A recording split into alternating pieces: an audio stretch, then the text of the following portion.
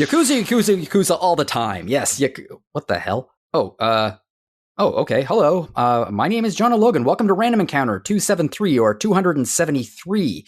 I'm back after apparently being ever so rudely stopped by Zach on last week's episode so he could talk about Final Fantasy XVI at length with the panel.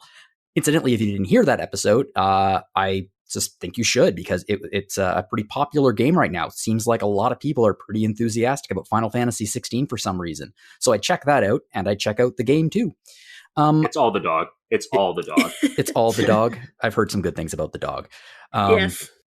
He's a very good boy. But now, for the first time in months, actually, we are past Tears of the Kingdom. We're past Naughty 3. We're past Final Fantasy 16.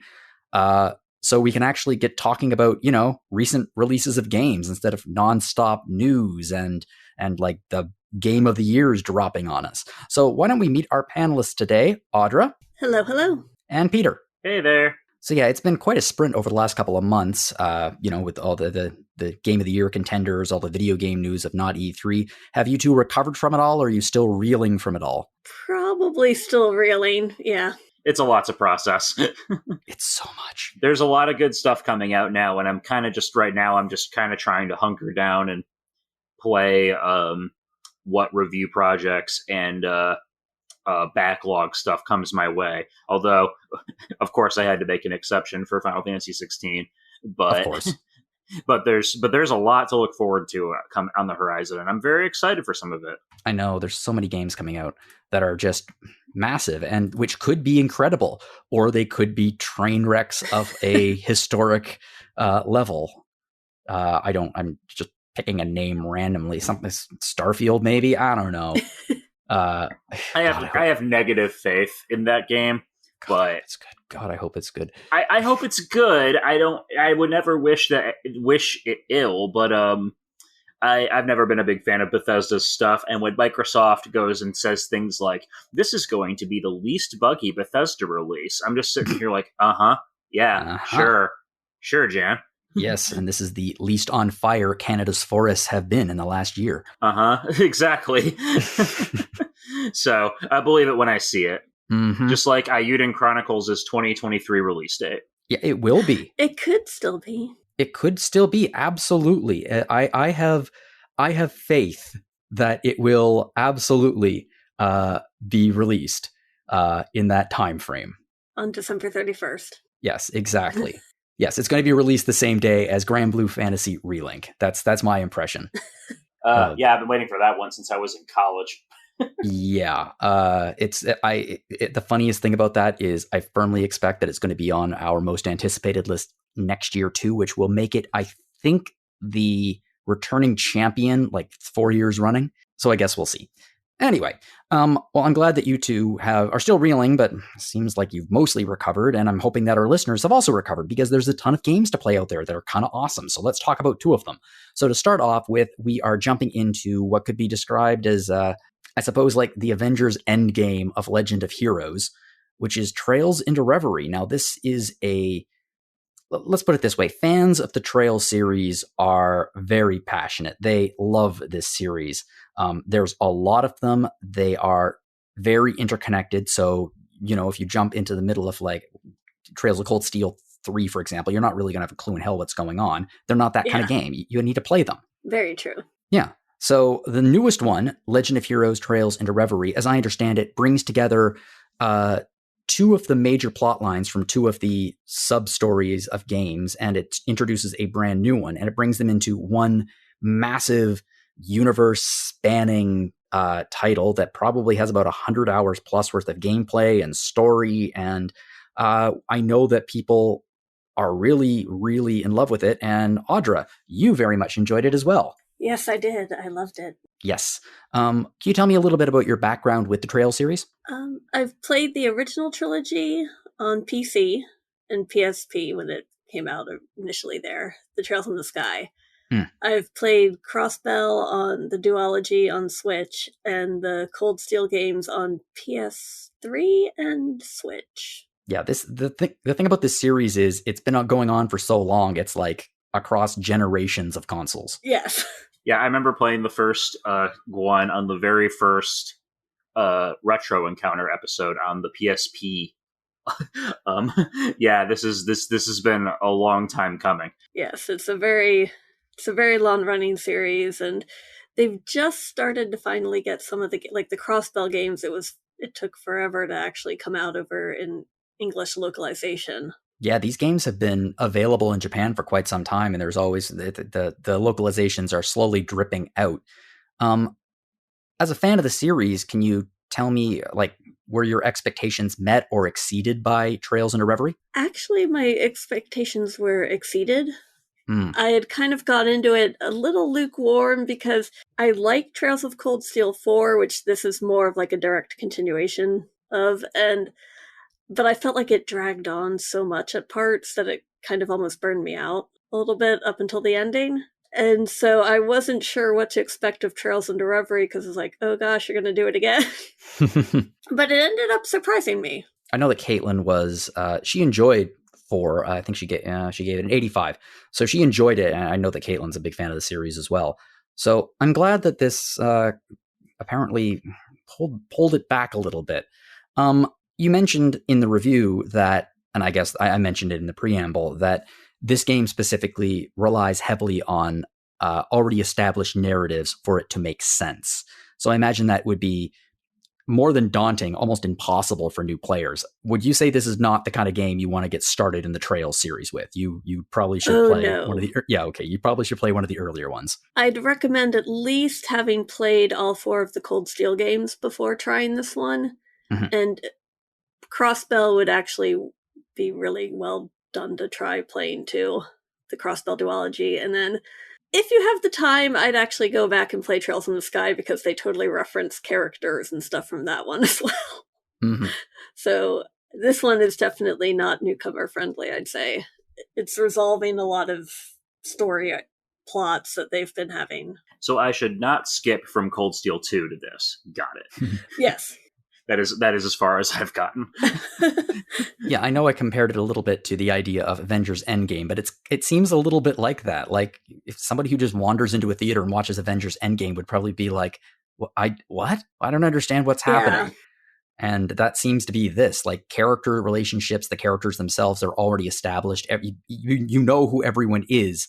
Mm-hmm. So they don't really go into very heavy detail to make it accessible, nor should they really. Yeah, I mean, even the minor characters have like their own backstories that are constantly evolving whenever you visit them in the towns in the games, and so you even see resolutions of those story arcs here. You know, that's something I know a lot of people really love about these games. Mm-hmm. Is they pay the attention to detail with like even little things like the NPC stories and the background of the world building itself. They're very granular and very detailed.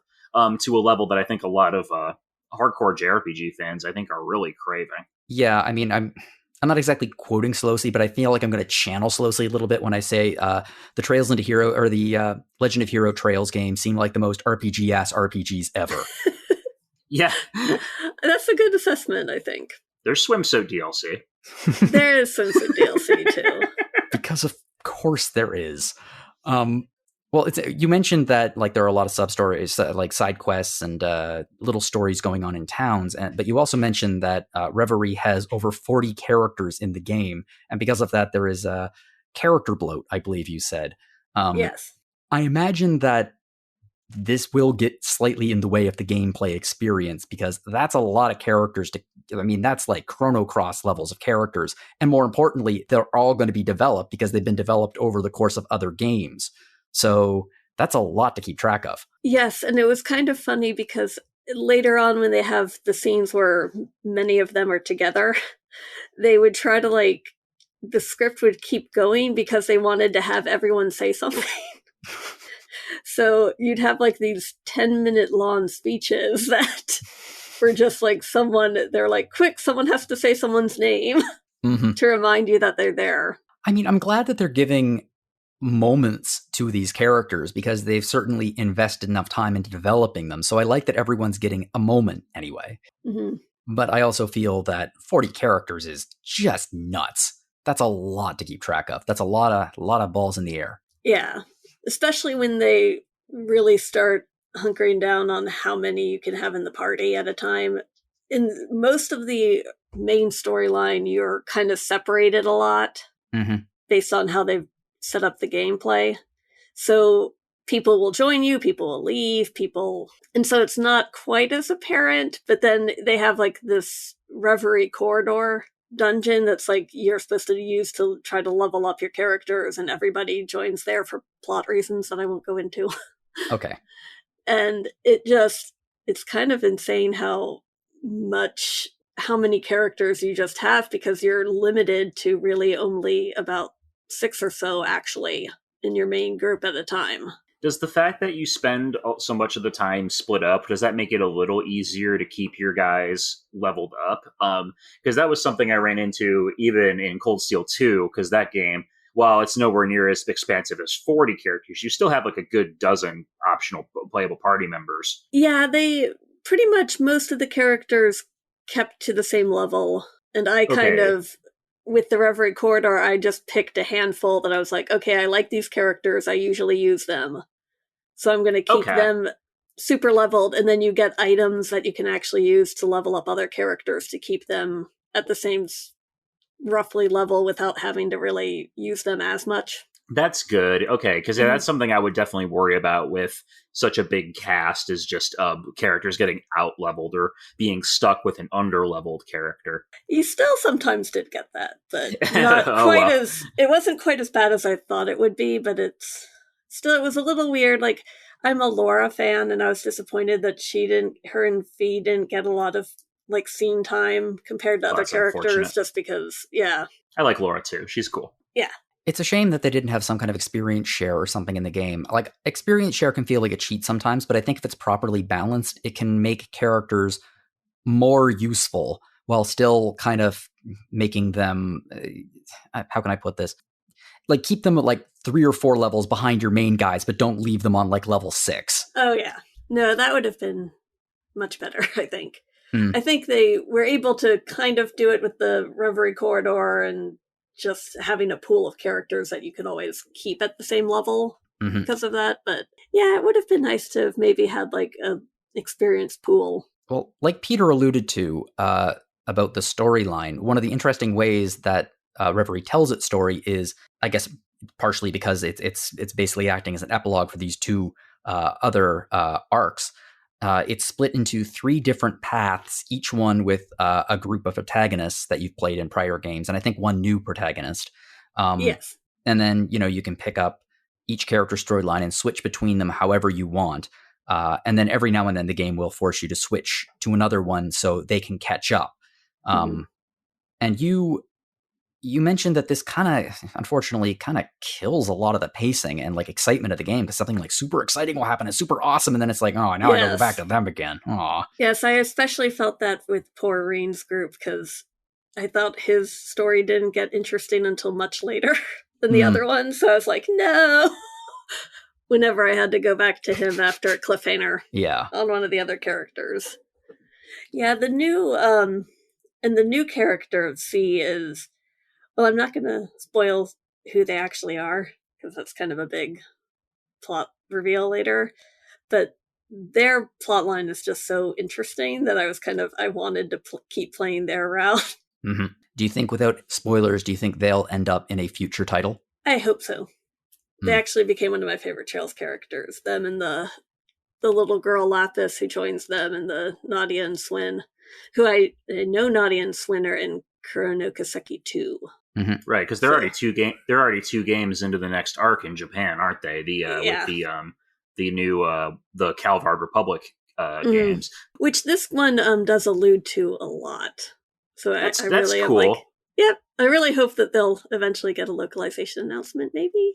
I'm sure we will, because I think these games, while they may not like sell gangbusters, they definitely have a dedicated audience. And like I for one definitely am looking forward to catching up. It's just gonna take me a while, because I've got I still have like 5 or 6 100-hour RPGs to play through.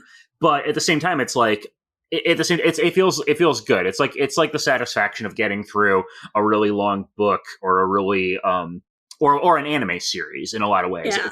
Trails always reminds me of like a good anime series. Yes, it is very anime-esque. They have some cutscenes that I'm like, yeah, this would look good in an anime. Mm-hmm. I mean, how caught up are we? So we've gotten all of the Trails in the Skies, haven't we? Yes, we And have we've all gotten the Trails and Skies. We've got all the Cold Steels. All the Cold Steels and Crossbell. So we're really just missing Kuro now. Yeah, the newest ones. So we're not that far behind at all. So yeah, there's 2 of them that are coming out. So do we also have Zero and Azure? So that's the Crossbell. Okay. Yeah. And then there's Nayuta that's coming out, but that's also kind of a weird Ys like cycle. Yeah. Yeah. It's not really part of the canon from my understanding. Yeah, I think it's more its own thing. I would put money that it'll be localized. I don't know when, but it'll be localized. Like you said, these games have found an audience in the West, and that's just money on the table, I think. So hopefully they follow up on that pretty soon. Let me ask you about the combat in the game, because again, going with the most RPG-ass RPG, it's turn-based. Like it's a classic turn-based. For those who are sick of Final Fantasy XVI's combat, let me introduce you to Trails. So it is very much a turn-based combat system, but there are some interesting twists in it that actually keep things pretty engaging and fun throughout, right? Yes, you can link characters that they create special moves together when you the goal is to with an enemy is to break them, which basically allows you to do double the damage to them. So a little bit like Octopath. And you can do combos with that, where you can do the whole party gains up on the person or the group and just wails on them. Yeah, I saw a cutscene. I was on YouTube looking at some cutscenes from this, and when everyone teams up, it goes to like a splash screen where they're all in their own individual triangle, and then it goes to them rushing the person, which was pretty funny. And then you have your magic, your orbments, which are basically magic, but then they also have stat boosting ones, and you can raise your attack levels and stuff to really make powerhouse fighters. So it's very much it's in the turn-based tradition, but with lots of little twists and things. So it's not basic turn-based. It has a little bit more of an action feel. I think to it would probably be how I describe it. Somewhere between classic Final Fantasy and I don't know, the Tales series then. Maybe. I don't know. I think it's tone-wise, definitely. Yeah. Oh, Tales and Trails. Incidentally, we have we have 2 game primers on the site, one for Trails and one for Tales, and they get confusing sometimes. I think I genuinely, not us, because we know this stuff, but for some people, I think it's the Trails and Tales series. They're like, which one is which? But you're telling me that Tales of Berseria wasn't a part of the Trails in the Sky series? Oh, okay. Well, I guess I'm gonna have to rewrite that particular fanfic then. That completely changes my headcanon. I think one of the nice things about, you in the review you comment on the graphical elements of Revelry, and there are a few graphical bugs, but for the most part, it looks pretty good. It doesn't look like an unbelievably beautiful game, though. It looks like a solid, I would say. Yeah, I don't think the graphics are quite the strongest selling point for it, but it's not a bad looking game. I think it's probably the best looking one of the 3D Trails. Ignoring beyond the Kuro, which I love the art style of. But I would say they're definitely working within a budget, and they're also working to try and make it across all these different platforms with different graphical parity. What are you playing it on again, Audra? I'm sorry. I played Cold Steel and Crossbell on Switch, and then I switched for this review to the PS4. Okay. Which actually wasn't bad. It took some of the scenes took forever to load. I see. Okay. I was curious if you were playing it on Switch or not, because that game is something we might get into later, foreshadowing. Some games have a lot of trouble running on the Switch. Yes. Even if they're relatively you're making some news friendly. there, Peter. I know, but even throwing games, some fireballs. I know, me with this is the most lukewarm take ever. It's about as lukewarm as my coffee. Hang on a second, actually. Has anyone else noticed that the Switch isn't very powerful? Okay, well, in my what I'm trying to get at though is even for games that you think should not have any difficulties running on this thing, they still do. And I know that I know that there's more technical stuff than I like understand at play here. The Switch is very underpowered. It's using very old mobile technology. But at the same time, sometimes you look at a game like the Trails games, where it's like, this runs just fine on everything else. What are you doing? I mean, look, I adore my Switch. I love my Switch. Me too. Don't get me I wrong. love it. Exactly, Yeah. but I think all of us are fully in agreement that a potato battery arguably has more power in it than the Switch. Yeah, because you can put GLaDOS on that potato battery. Exactly. Exactly. Well, the thing about these games specifically, ignoring the earlier ones, like the In the Sky titles had a super deformed character style, very much reminiscent of PlayStation 1 era RPGs, and then it picked up with a much more modern graphic style, but they're all pretty consistent. And I know I bring everything back to Yakuza, but it does remind me a little bit of that, in that sometimes companies find a graphic style and a system and it just works for them. Like, it really does work, and it works into their workflow and allows them to churn these games out at a very high level at a very rapid pace. And it seems like that's one of the things that the Trails series has tapped into. Whereas they're never graphic powerhouses, but they still look real good. They look solid. Yeah, I mean, I think I love the art direction for the games in general and stuff. And I think visually they're really quite nice looking. It's just, occasionally you'll notice, oh, hey, that NPC has the same face as that NPC. Mm-hmm. Art direction does forgive a multitude of sins. Mm-hmm. Another thing that forgives a multitude of sins is music. And this is a series that is known to have some pretty strong music. How is the music in this one? Oh, it's really good. That's nice to hear. Yes, I quite liked it, especially the dungeon themes and battle themes. Have we had a Trails episode of Rhythm yet? Oh, I feel like we must have. I don't know. I know we're going to have a Falcom one eventually. It seems like having a Trails episode would be a no-brainer. Maybe we'll talk to Mike and we'll see. Like, this just got released, so maybe the next time one of them gets released, that would be a good time to do a Trails Rhythm episode. There's some bangers, that's for sure. Like, yeah. And how is the voice acting? Like, just sound in general? Is it anime-esque? It is anime-esque, shall we say? But not bad. I don't mean that in a derisive way at all. It's just no. No, I was just to say you've got the usual standbys, right? Like the voice actors that are very active in the dubbing anime dubbing community right now. And I mean, I like C in particular. His voice actor does a great job, but you will probably, even with the voice filter that they do, if you're familiar with the other games, you will recognize who he is because they have such a distinct voice. Okay. That it's not really hidden. But then again, it's not really some of these things aren't supposed to be hidden. Some of these things are supposed to, audiences like being outsmarted, but there are other times where audiences like being in on the plot, so to speak. Where they're like, I think I know who this person is. I think I know. And then when it's revealed that it's exactly who they thought, they're like, I knew it. Yeah, I can see that actually with the C reveal. Mm-hmm. Whoever it is. I have no idea because I've never played the games. Although they have been on my list for quite some time. It's one of those things that at some point I feel like I want to play the first one, but I know that based on the strength of the story and the characters, that I feel that's a slippery slope down from a game that was released in 2004 all the way to 2023. It draws you in. It's but they're just be prepared for a very massive time sink. Yeah. For all of them, pretty much. I could play Trails or I could play Final Fantasy 14. Pick.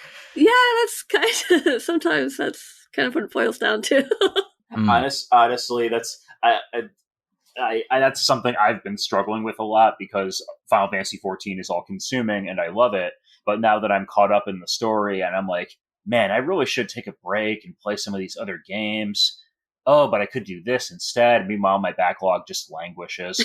Like I have the cross-spell duology ready to go. That's on my to-do list for this year is to at least finish 0.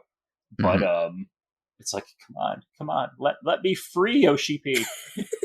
I know what you mean. And the old it's Steam sale time, and I'm looking at my my wish list and like everything is on sale, and I'm like, I have so many games that I haven't played yet. so many games. I don't need to buy any of these. There's no point in me buying any of these. I'm never going to play any of these. I want all the games. The hoarder mentality is real. It so is. Steam, like, it was so much easier in times of physical games because then you were limited to whatever space you had on your shelf. Now it's like, I have all the shelf space I want, and if I don't, I'll just buy another hard drive. I mean, to be fair, you could buy another shelf, too. Okay, you're not wrong about that, yes. Well, let's say, okay, so, yeah, 4 was good, people liked it, but it did get a little bit draggy at points. Did Reverie reignite your fondness of the series? Yes. It lit a spark, I might say. I think the exciting thing about that is if it lit a spark, that probably also means that it set a few breadcrumbs in place that hopefully will lead to the future of the series. Yes, they definitely allude to stuff happening in Calvard Republic in particular that just really is intriguing. Yeah, I'm looking at this, and apparently the main character of the next series is a mixture of detective and bounty hunter. Huh. Well, it's better than mixture of detective and cop. Glares at Crossbell. And there's also a high schooler. Of course there is, because this isn't, to, again, steal a phrase from Solosi, this is an anime-ass game. I mean, the Cold Steel games are literally about the high school military academy. Mm-hmm. Yeah. So you can do Persona hijinks while also having a civil war. Yeah, I'd say they copied Final Fantasy VIII's homework, but it sounds like they copied it and then turned in a better draft. They copied Final Fantasy VIII's homework, dropped it, and then the Sojima from Atlas picked it up and handed it back to them. And that's roughly how we got the Cold Steel games. And, again, they are going to keep coming out, and thankfully they always seem to hit a certain level of quality, which I hate to keep going back to the MCU, because I know the MCU nowadays, people are, I'm personally, I have a lot of thoughts about superhero fatigue. Personally, I think it's media bullshit, because they've been saying superhero fatigue since Captain America 1. Yeah, this is not to interrupt, but this is a discussion I could go on about, because, like, you're right. That has been a thing that people trot out every time a superhero movie critically or commercially underperforms. And it's usually other factors that led into it. Yeah. Also, I don't think The Flash is the best barometer for superhero fatigue, but... Did we forget that Ezra Miller kidnapped somebody? Nobody did. In fact, I think that's reflected in the box office numbers. But what I'm trying to say is, regardless of your opinion about the MCU, one of the amazing things about it is the level of consistency from film to film to film to film to film, which is some are better, some are worse, but they don't seem to ever get worse than a certain level. And there are certain game series out there, like Trails, like Yakuza, which they never seem to shoot for the stars. They never try to exceed their reach. Instead, they keep providing... Okay, I'm going to say these words. I hate how they sound because I know that it sounds like damning with faint praise, but I don't mean it like that. They're really good comfort food games. Oh, yeah. Well, that's fair. I think that's fair, yeah. Yeah, you get them and you're like, I love this. This is my thing. Just, I want a big bowl of my comfort food in front of me, and I'm going to eat it and I'm going to enjoy the hell out of it. And it's always executed at a certain level, so you know that it's not going to be bad. You know you're not going to have a bad experience with it. You might dislike certain parts more than others, but it's on the whole going to be a pretty good experience. And that's what the Trails series seems to me. It's gaming comfort food, RPG comfort food that's always going to give you a good time. Yes. Of course, I've never played them, so I don't really know. But they also seem extremely, extremely anime. However, they don't seem quite as anime as the next game that we're going to be talking about in this episode, which is... Oh boy. Hey, Peter, let's talk about Master Detective Archive's Rain Code. Yeah, okay. Yeah, this is what I've been playing. That was what I was playing instead of Final Fantasy 16, while I frantically tried to get that review done. Yes, which I very much appreciate. So Master Detective Archives, it's from the same creator as the Danganronpa series. So it's a series of narrative detective games, but with a much more action-oriented bent than, let's say, Ace Attorney, for example. Yeah. Where, you're making deductions, but you're also having to shoot people, or shoot the deductions. Or in this case, slice the deductions. So before we talk about this, let me ask you a question, because you said it right off the top of your review. The PlayStation Vita, what made that console special to you? Oh, man. So the PlayStation Vita, to me, was just like... it had so much potential, and Sony's attempts to market it fell flat. You had that whole weird thing with the different models and the 3G compatibility and those stupid expensive proprietary memory cards. Mm-hmm. And the whole thing just was sort of dead on arrival, which is weird because considering Vita means life. But in terms of being a haven for niche Japanese games, I think the Vita was unparalleled because you not only had access to the PSP's digital back library, which included all of the digital PS1 classics you could play on it. It was a great system for that. But you also had a lot of really neat little niche Japanese games that found an audience there. You had your Persona 4 Golden's probably the biggest one, but you had games like Danganronpa getting their Western release and having this dedicated built-in audience for it. And I think it's because of that those games really did gain the traction they did. And now here we are, fast forward years later, the Switch definitely has a much bigger install base than the Vita ever did.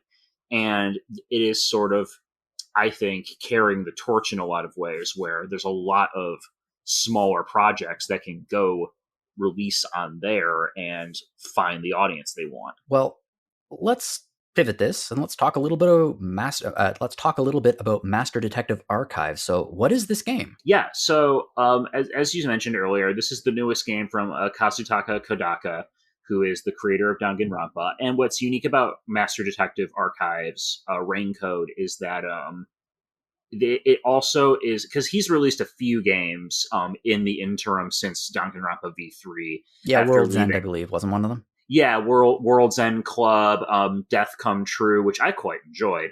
Zenki Zero, that was a weird thing. They found he left Spike Chunsoft and founded his own company, 2Q Games, which are the developers of Brain Code. But along with him this time are the returning character designers and musicians for Danganronpa. So this really does feel in a lot of ways like it's trying to be a spiritual successor. Let's get the band back together. Yep, getting the band back together, and right away the game really does its best to set that tone. So you have in the world of Rain Code, the world is run by a unified government that dispatches master detectives from the World Detective Organization all across the globe in attempts to solve cases that normal law enforcement are having difficulty with.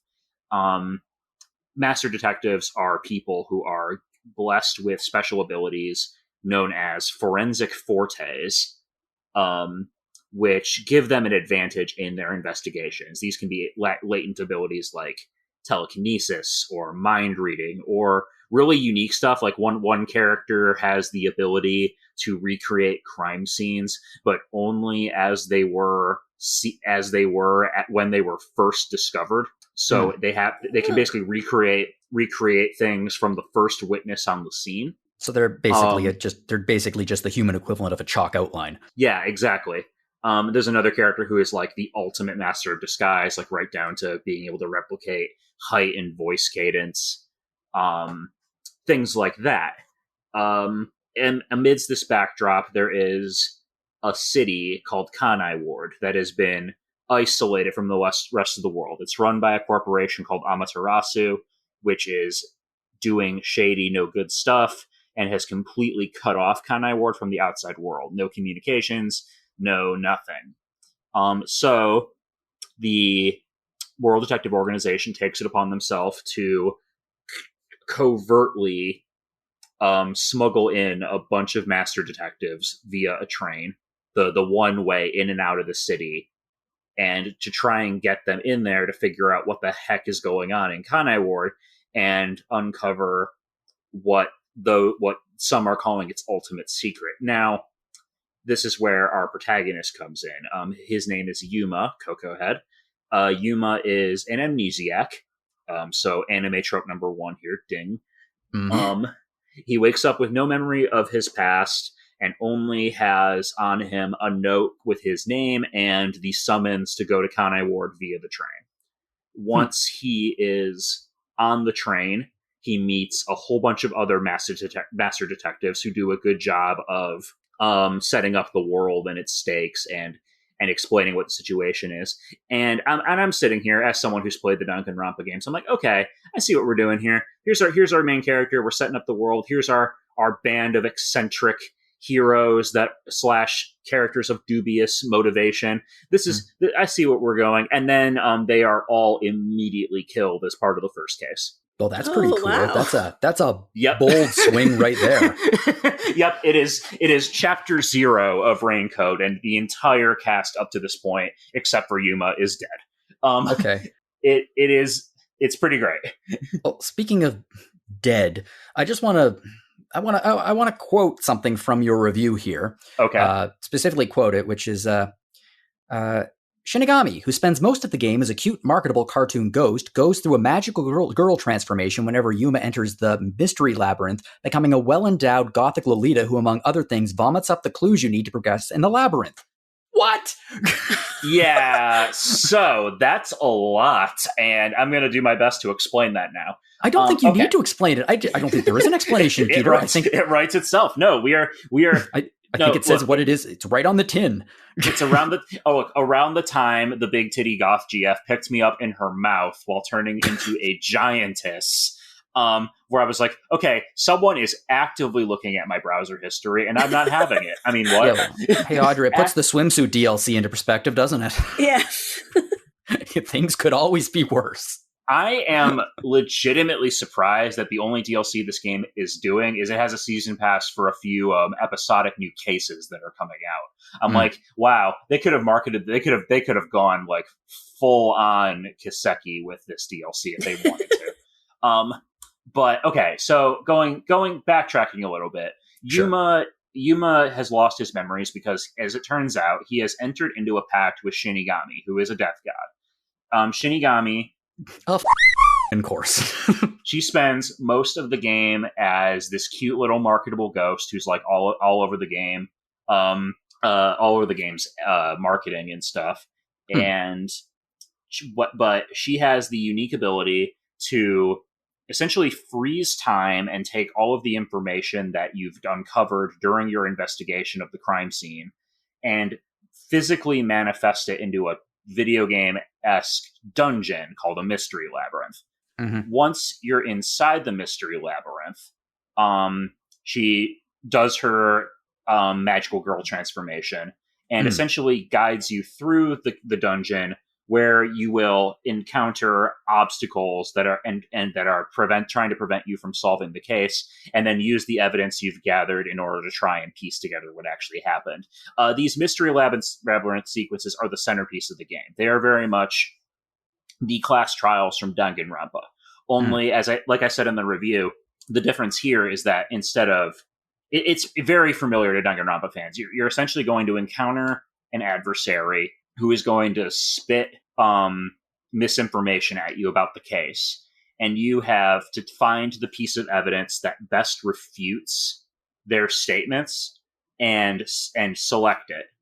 And then in the Danganronpa games, that was represented as a truth bullet that you would use to shoot the statement. In this case, Yuma has a solution blade that he uses to cut through the contradictory statements. And these reasoning death matches, as they're called, are sort of portrayed like a traditional RPG battle. The game even makes a bunch of Dragon Quest jokes in the process, which I found delightful. Where you have to dodge in real time. You have to dodge the incoming the words from the case physically manifest and are thrown at you, and you have to like jump out of the way until you see the one you need to get, and then you need to cut it with your sword. It's very fun. I actually thought the interactivity with the game and the actual logic of piecing together the cases was very compelling. One of the cases earlier on in the game, I think it's the chapter 2 one, is a little predictable. But for the most part, I thought all of them had really solid, really creative and clever setups for how they were going on. Because most of the cases, as you're solving them, while you're in the investigation portion of the game, like they seem impossible. Like, how in the heck did they pull this off? And as you find those evidence pieces, and slowly piece things together. The Danganronpa team has been very good at coming up with just these really zany solutions to their mystery stories, and Mhm. Raincoat continues in that tradition. I think if you're a fan of that kind of writing, you're going to have a really great time with this game. Well, I was going to ask a little bit about that because one of my all-time favorite genres of video game are mystery games. I love mystery games. I mean, some of my best gaming experiences of the last few years have been, well, Curse of Obra Dinn. Obviously, I'm a massive Ace Attorney fan. There was a game that came out a few months ago that I just adore. It's The Case of Golden Idol. So good.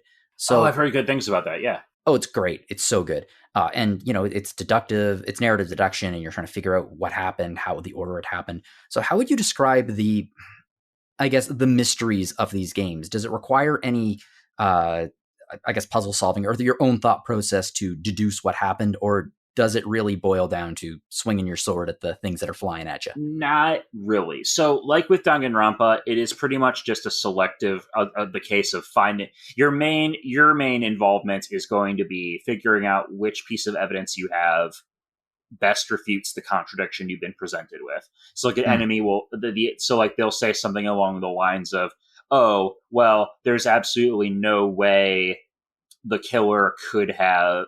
God, I'm trying to think of an example that doesn't spoil anything. Blown up an entire train full of detectives? Yeah, like this, you'll be like, it'll be impossible for them to get in or out of this room, and then you'll be like, aha, that's not true because I have this piece of evidence that proves that there was a special access code that was only given to X employees on the train, so they could have it's going gotten more a to hold the of Ace that. Attorney side of it, really. It's very much on the Ace Attorney side of it, and if you are having trouble, it is entirely possible that you can brute force your way through it.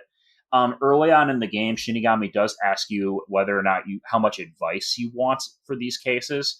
And I don't think you can change that later on in the game, but it does determine whether or not she will. Because whenever you mess up, the game pauses for a second to ask you to okay, review your notes and try again. And then sometimes Shinigami will offer a little hint there. But that is where most of the brain teaser aspect of it comes through. For the rest of it, you're going to be making a lot of binary choices. You'll often be presented with multiple routes to progress through the mystery labyrinth, but one of them will be an obvious dead end, and the other one will be well, hey, maybe you learned something new about the case, but this isn't actually the solution. How like life. Yeah, pretty much. And if you fail one of those, it pretty much it takes off a tiny little sliver of Yuma's health and then kicks you back to the decision point. So there's very little punishment for just trial and erroring your way through if you feel the need to. Yeah. Well, I think one of the interesting things about this game that really caught my attention when I was looking at it was Danganronpa is 2D character. It's 2.5D, really. Whereas this is a full 3D game. And because of that, they are able to develop the environment of Kanai Ward considerably more, and you can explore it. So I'm just curious, what's it like to explore this forgotten town, I guess? I really enjoyed getting to explore Kanai Ward. I think that's if there's one thing this game does really well is that it has a tremendous sense of place. Yeah, the art direction. You mentioned the art direction of the game is somewhat Tim Burton inspired almost. Yep, they were very explicit with their inspiration for this game, and turn right down to the character designs. It kind of has this mix of the style you would traditionally expect from these creators, and the characters are all kind of pale, and there's a lot of Gothic architecture, and you have this kind of perpetually rain slick streets as you go from okay, here's this poor rundown district of the town where everything's kind of like there's shops you can visit and hotels, and then you'll go to a more upscale part of town, and there's an art museum with a dinosaur skeleton and things like that, and it's very detailed. This game is running on the Unreal Engine 4, and it is very, I think for the most part, very impressive how much of this they were able to cram in here. The only thing is, and I alluded to this earlier, is the Switch is definitely struggling to output a lot of these visuals. I think the assets themselves are very detailed and very well animated, and the Switch is doing its dangdest, but it still struggles to maintain a stable frame rate a lot of the time.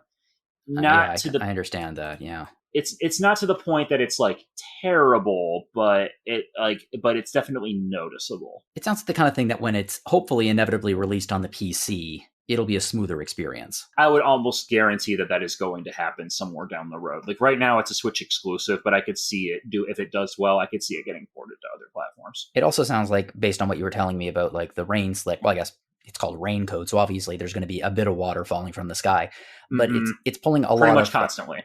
Yeah, it's pulling a lot of noir tropes because it's a detective game. So it seems like it's not quite film noir, but I don't know, Burton noir almost. It's anime noir. Let's anime go noir. with that. Yeah, that's good. And it's anime noir, and there's lots of just little details in the environment that I really appreciate. Like sometimes Shinigami will always be like floating around Yuma, and sometimes she will go and interact with something in the environment. Like, oh, you'll go to a restaurant and she'll fly behind the counter and put on a chef's hat and start like pretending to cook. And it's like little environmental details like that I think are just so cute and give the game so much personality.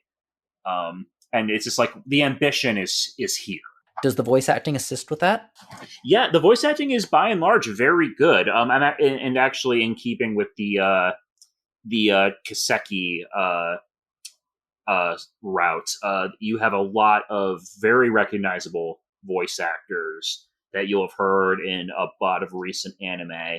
I know I recognized Songwon Cho, Pro ZD, as he plays number one, who is the leader of the World Detective Organization. He's getting some good work, and he deserves it. He deserves it. He's excellent, incredibly talented. He's also funny as hell. He's a great writer. He really is. Oh my god. Yeah, it's just, the performances are very good. Yuma's voice actor, especially towards the end of the game when the story starts to get really intense and there is a dark, twisted secret at the heart of this city, and you will uncover it. And his acting in particular during those sequences, I found very, very compelling.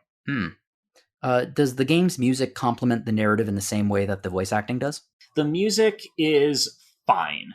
Okay. I don't think it's bad. Like with Danganronpa, it's very atmospheric and it is catchy. They're the main theme of the game that plays whenever you're, especially during the end of each case, when you're putting all the pieces together into chronological order and then presenting, okay, here's what happened. That the main theme kicks in, and that is a banger. Yeah, the parlor theme. The detective gathers everyone in the parlor to explain the case. Exactly. But a lot of it gets pretty repetitive. The music when you're in the beginning, when you're on the train, I think is like maybe a 30-second loop. It's not terribly exciting. But once you get into the city, and it's much more somber and quiet. There is some good music here. It's just maybe a little more video gamey in parts than others. If that makes sense. That's a weird criticism to make on a video game podcast, but it's the only thing I can think of. No, I get it. For those who have not really, I mean, there might be people out there who have played more Western detective mystery games, and maybe they're looking to get into this a little bit. Would you recommend this game to them, or would you recommend that they go back to some of the earlier ones like Danganronpa, Zero Escape, that kind of thing first? Or would you think that this is a perfectly good entry point into this genre of game? Oh, I mean, I will always recommend Zero Escape, but well, yes. I think that if you are the kind of player who enjoys a solid mystery adventure game, like if you're a fan of Ace Attorney and you have a healthy, above average tolerance for anime antics, then I think you will enjoy Rain Code. It is very much a game for anime fans. I think, especially, I won't get super specific into this, but like there is a character who is very much the I'm so perverted and I want to get with every female character, and isn't this so charming, ha ha ha ha ha, that I wanted to strangle for the entirety of the case where I was working with him. And all the Shinigami stuff too is, again, it is extremely sexualized, and you either are on board with that or you're not. Yes. But putting all that aside, and I think for me, my enjoyment of the story and the characters and the atmosphere of Kanai Ward, I think all of that trumped that by the end, so that by the end of it I wasn't too bothered by it. Like, I was actually kind of sad to see, well, when the story gets very serious, Shinigami kind of stops doing a couple of her antics because it would ruin the mood, and I was like, aw. Aw. I was like, no, I want you to do the goofy, ridiculous transformation thing. So I think that's a sign that they did their job as mystery writers. To bring it back to the beginning, at the end of your review, you say that it feels like a lost relic of the PlayStation Vita in the best possible way. In what ways does it remind you of a Vita title? I think it's the smaller scope, the lower budget, but the fact that despite that, there is just creativity bursting from the seams of this game. Because the Vita, for all its faults as a platform, you had developers that had the freedom to do interesting stuff on a more limited scope, if that makes sense. Like, you may not have the processing power of a console, but because of that, you don't have to work with as high a budget, and you're able to still do some fairly compelling stuff. Just, it's not going to look like AAA. I think today we would call these like AA games. Yeah. And I think not that quite indie, but it's not quite indie, but it's not quite AAA either. It kind of fits into a comfortable middle ground. Yeah, and I think that's where Raincoat fits to me. And I know Kodaka had said in interviews that the concept for this game started when they were working on V3, the third Danganronpa game. So even then, so that kind of goes back to the Vita era already. But just when I was playing it the whole time, I was like, man, I could be very comfortable. Like, even I took my Switch out of the dock and was just sitting on my couch playing, and I'm just like, wow, this takes me back actually to when we were playing Danganronpa 1 and 2 for Retro Encounter. That's kind of nice. I like that. I mean, and that's another point of strength for the Switch, and the reason why I do not think that the Switch Pro, the Super Switch, whatever we're going to call it, is going to be a blow the roof off level of powerful. I think they're going to want to keep the portability of the Switch because it's such a massive hit. So it's not going to be that. It really is, I think, a key component of that system's success. I mean, it's a shame that they aren't going like the Valve route and putting something a little bit more, a little stronger under the hood. Yeah, make a Steam Deck, but for Nintendo games. One could argue the Steam Deck is already a system for Nintendo games. But in fact, you could argue that it's a better one for... Nintendo, please do not sue us. No, we're not being specific. It's fine. Wink. Well, let's do a quick little discussion question just based on what we were just talking about there, just for fun. I don't know... I mean, I have a list because I'm the review manager, but I don't know the consoles that you have off the top of my head. So, based on everything that's coming out in the next few months, and based on the consoles that you currently have, which console would you you don't have to buy it, but which one would you want to buy in the next few months? Is there anything that makes you go, oh, I want to play this game, so I need to buy this console? I mean, clearly, Peter, your answer, because we talked about it earlier, is you need an Xbox so you can play Starfield. I mean, obviously. I mean, I honestly, man, I already kind of have everything I need. System-wise, I have a Switch, I have a PS5, I have a Steam Deck, and I'm just like, I had an Xbox One I was using for Lost Odyssey. I had to sell off a few things recently. But so maybe an Xbox Series so I can play Final Fantasy 13 at 1440p. Is that an oddly specific thing to want to do? Yes, absolutely. But it's also a completely valid answer. I want to play Lightning Returns in 13.2 at a stable frame rate, for God crying out loud. So yeah, that'll probably be my answer. So I can the Series X, so I can go back and play games from the 360 era in glorious 4K. Yes. So Peter wants a cutting edge console so he can go back and play Final Fantasy 13 again. Hey, that game still looks good. Gosh dang it! All Square Enix games still look good.